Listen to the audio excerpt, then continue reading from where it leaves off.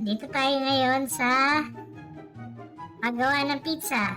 Uy, ano ba yan guys? Bakit ang dumi dito? Linisin natin to. Wala dapat pizza sa sahig. Dapat malinis. Okay.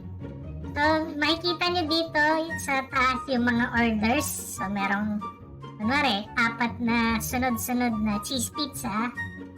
May pepperoni. Tapos, cheese pizza uli. So, unti-unti natin gagawin yan. Ayan. Uy, baba ka dyan. Madudumihan yung pizza nila.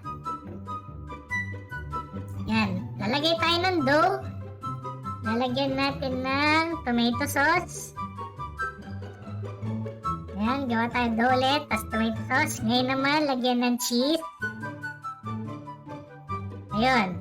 At dahil nauna yung 4 na cheese pizza, ilalagay na